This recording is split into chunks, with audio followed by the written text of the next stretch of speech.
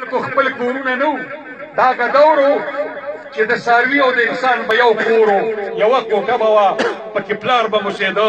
بچی به موسېده اور سیبویا به هم تړلی و نن دغه پاټۍ تاله په جریبونو باندې کلاګانو اجازت درکړه چې خپل کور پکې ساس کا فلش پکې ساس کا ټول سیسټم یې درته پکې ساس کړه ګاډی درته ودرېده اوس هغه پاټي غریبه ده شله ده ګوډه ده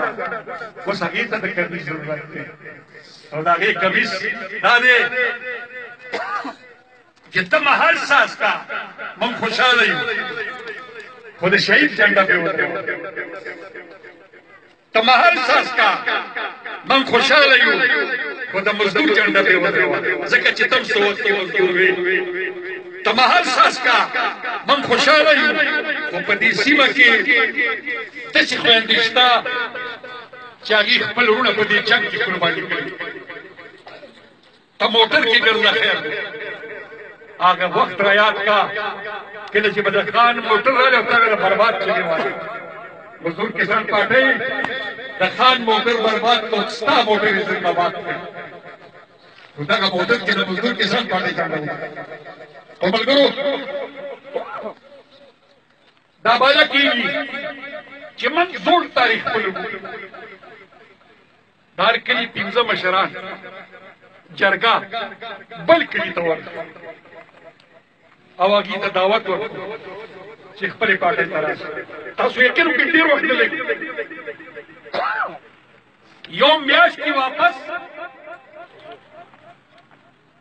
اشتغر ډېر فکر کېدی خو تماشه به نه کوو هر کس به خپل کار کوي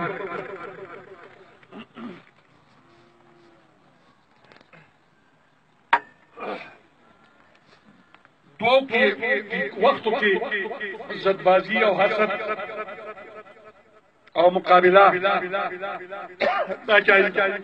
یو اسلامي کارونو او یو قومي کارونو نن دلته دا میټینګ وشو زه د نور علاقو ملګرو ته وایم چې بل هفته کې بل ځای کې خامخا به میټینګ دی بلکې د پارټیو دا پالیسي ده چې دا خبرو مبرو نه استفادې میټینګونه ږدئ او نوي نوي تنظیمونه سازوئ دوه میاشتې زموږ ټارګټ دی چې اشنغر کې به رانه بله جنډه نه وي دوه میاشتې ټارګټ دی او که چېرې موږ او تاسو راپاڅېږو او څه داسې خلک وو چې مفاد پرست وو نو د هغوی سره به حساب کتاب هم وګورئ چې راځه دا دونه جایداد دا دونه لوی کور دا پیپل پاټۍ درکړې نېشنل پاټۍ درکړې جماعت اسلامي درکړې او که مزدور کسان پاټۍ درکړې په دې باندې زما شهیدان دي ما سره حساب کتاب هغه به بیا موږ کولې ملګرو دا وعده وکړئ چې هر کس چې ځان ته د مزدور کسان پاټۍ ممبر وایي